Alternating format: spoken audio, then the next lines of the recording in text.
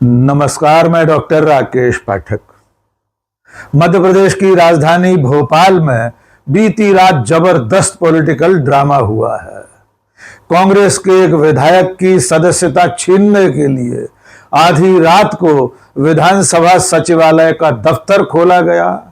अदालत के एक आदेश, एक सजा के बहाने से कांग्रेस के विधायक की सदस्यता छीनकर उसकी सीट को रिक्त घोषित कर दिया गया है।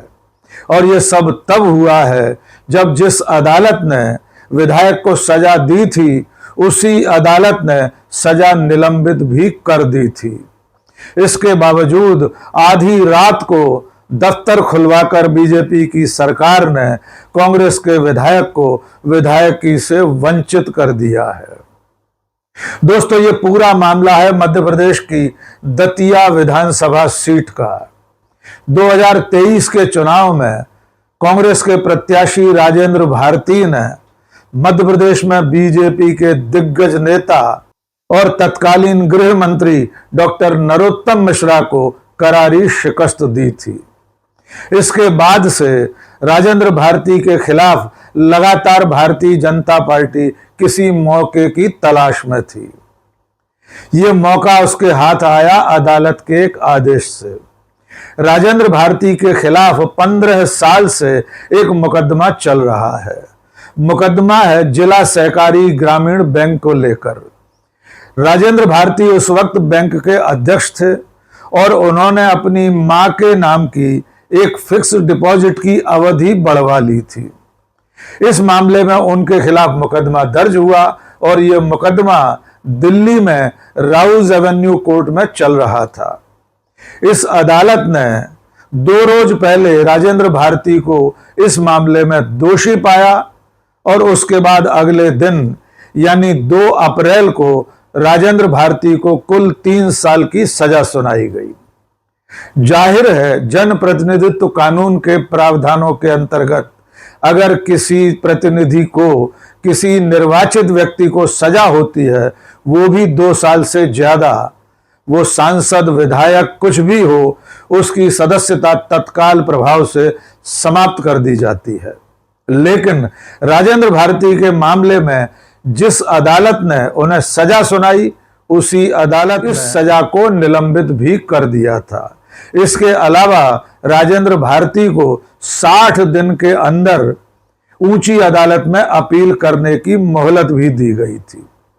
लेकिन इस सब के बावजूद भारतीय जनता पार्टी की मध्य प्रदेश की सरकार ने तूफान मेल की गति से राजेंद्र भारती की सदस्यता, विधायकी को खत्म करने के लिए कदम उठाए। फिर जो कुछ हुआ वो एक वीडियो में आप देख सकते हैं। ये वीडियो है 2 और 3 अप्रैल की दरमियानी रात का। रात 10-11 बजे मध्य प्रदेश विधानसभा का सचिवालय खुलवाया गया। विधानसभा में सचिवालय के प्रमुख सचिव अरविंद शर्मा दफ्तर पहुंचे और राजेंद्र भारती की विधायकी को खत्म करने की प्रक्रिया शुरू हुई। लेकिन जैसे ही विधानसभा सचिवालय खुला, इसकी भनक मध्य प्रदेश कांग्रेस कमेटी के अध्यक्ष जीतू पटवारी को लग गई। जीतू पटवारी पूर्व मंत्री पीसी शर्मा और अन्य कांग्रेस कार्यकर्ताओं के साथ आधी रात को ही विधानसभा पहुंच गए। उसके बाद जो कुछ हुआ वो इस वीडियो में आप देख सकते हैं। आइए पहले वीडियो देख लीजिए, उसके बाद आपको बताएंगे कि जीतू पटवारी की ये पहलकदमी भी किसी काम नहीं आई। विधानसभा परिसर में हम आए हैं और विधानसभा सचिव जी से सर, मैं आए कमिंग सर, नमस्कार।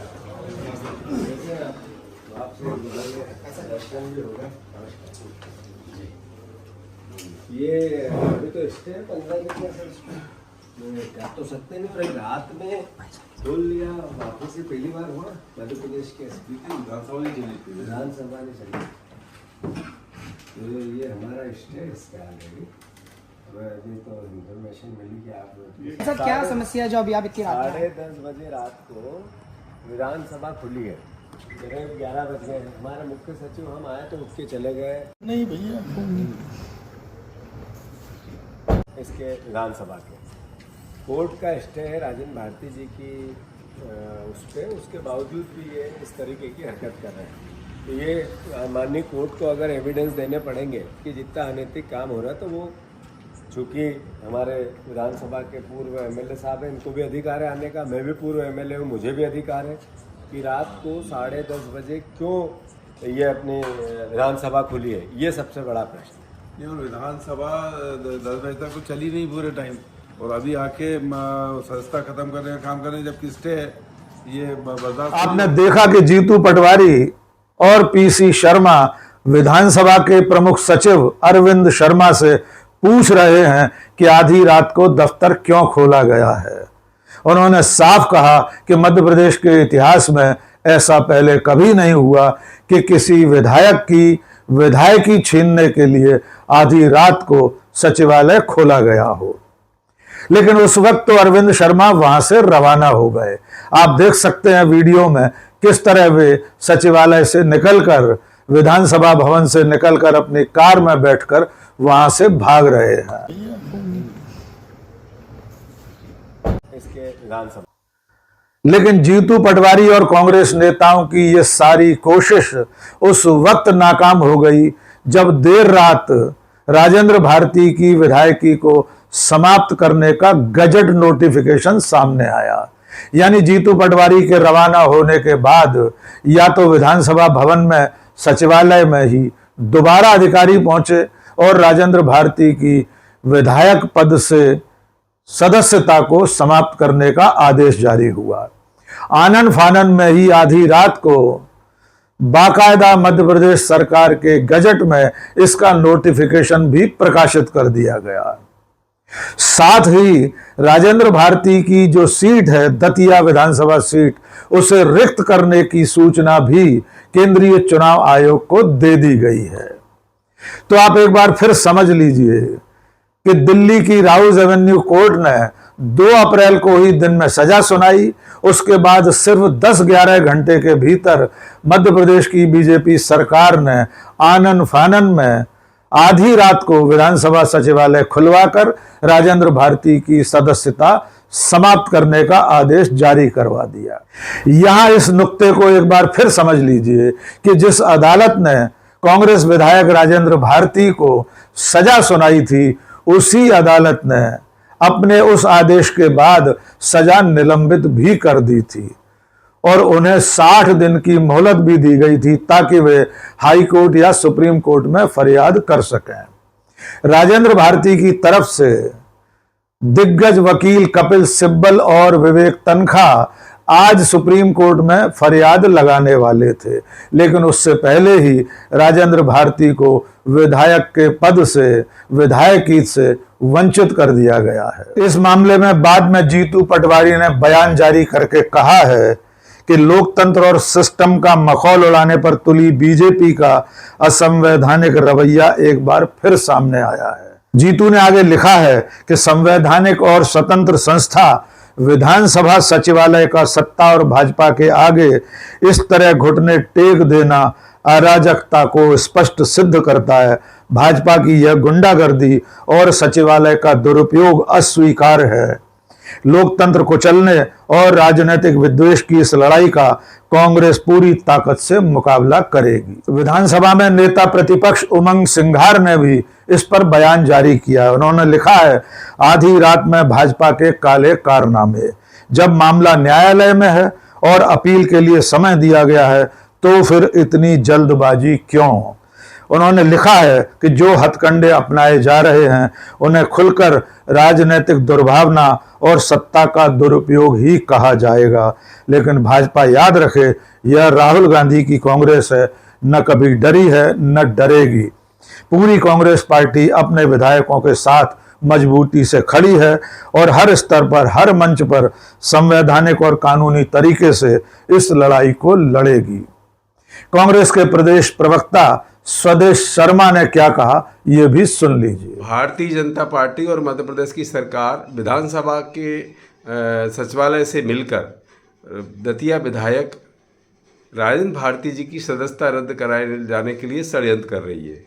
ये इस बात से प्रमाणित होता है कि जब सत्र चलता है विधानसभा का तो ये पूरी अवधि तक उसको नहीं चलाते, बीच में ही ख़त्म कर देते, क्योंकि जनता की आवाज़ उठाती है विपक्ष, और जब आवाज़ उठाती है तो सरकार गिरती नज़र आती है, और ये गिरना नहीं चाहते क्योंकि इनके पास कोई जवाब नहीं है देने के लिए। तो और इनका कल रात को 10:30 बजे विधानसभा सचिवालय का बाकायदा खुलना, पूरा स्टाफ आना, सचिव महोदय का उपस्थित होना, ये बात प्रमाणित करता है कि आप गहरा षड्यंत्र रचने की तैयारी कर रहे हैं। हमारे प्रदेश कांग्रेस कमेटी के अध्यक्ष जीतू पटवारी जी को जैसे ही पता चला, वो अपने प्रतिनिधिमंडल के साथ विधानसभा पहुंचे और उसका विरोध किया। अब आप समझ लीजिए ये किस स्तर पर प्रयास कर रहे हैं, लेकिन हम पूरी तरह सजग हैं क्योंकि हमें स्टे आने का वक्त मिला है, स्टे लेने का, और मैं ये समझता हूं कि हम माननीय न्यायालय पर पूरा भरोसा है कि हमको न्याय जरूर मिलेगा। दतिया विधानसभा सीट पर कांग्रेस के विधायक राजेंद्र भारती की सदस्यता छीनने से बीजेपी के नेता डॉक्टर नरोत्तम मिश्रा की लॉटरी खुल सकती है। 2023 का विधानसभा चुनाव हारे नरोत्तम मिश्रा इस आस में बैठे हुए हैं कि चुनाव आयोग दतिया सीट के लिए उपचुनाव घोषित करे और वे एक बार फिर मैदान में आ जाएं। देखना होगा आने वाले दिनों में सुप्रीम कोर्ट से राजेंद्र भारती को कितनी राहत मिलती है, और अगर उन्हें राहत नहीं मिली तो दतिया में उपचुनाव होना तय है और डॉक्टर नरोत्तम मिश्रा बीजेपी की तरफ से प्रत्याशी होंगे, इसमें किसी को कोई शक व शुबहा नहीं है। अब भारतीय जनता पार्टी की मध्य प्रदेश सरकार के कुछ और कारनामे भी जान लीजिए। मध्य प्रदेश में जब से बीजेपी की सरकार है, तब से जब जब दल बदल करके कांग्रेस का कोई विधायक बीजेपी में शामिल हुआ तो उसकी सदस्यता समाप्त करने के लिए बीजेपी सरकार ने और विधानसभा सचिवालय ने कभी कोई कदम नहीं उठाया। पिछली विधानसभा में कांग्रेस विधायक सचिन बिड़ला कांग्रेस के टिकट पर जीतने के बाद बीजेपी में चले गए थे। कांग्रेस लगातार विधानसभा अध्यक्ष से शिकायत करती रही कि उनकी सदस्यता दल बदल कानून के तहत समाप्त की जाए, लेकिन कोई कदम नहीं उठाया गया और पूरे 5 साल सचिन बिड़ला दल बदल करने के बावजूद विधायक बने रहे। ऐसा ही एक उदाहरण इस विधानसभा में भी देखने को मिल रहा है। बीना विधानसभा से कांग्रेस के टिकट पर जीती निर्मला सप्रे ने 2024 के लोकसभा चुनाव के समय कांग्रेस पार्टी छोड़ दी थी। बाकायदा बीजेपी नेताओं के साथ मंच पर मौजूद होकर उन्होंने भारतीय जनता पार्टी की सदस्यता ले ली। कांग्रेस की तरफ से नेता प्रतिपक्ष उमंग सिंघार ने इस मुद्दे को विधानसभा अध्यक्ष के सामने उठाया है। इसके अलावा उन्होंने हाई कोर्ट मध्य प्रदेश में भी अपील लगा रखी है कि निर्मला सप्रे ने दल बदल कानून का उल्लंघन किया है, इसलिए उनकी विधायकी समाप्त की जाए।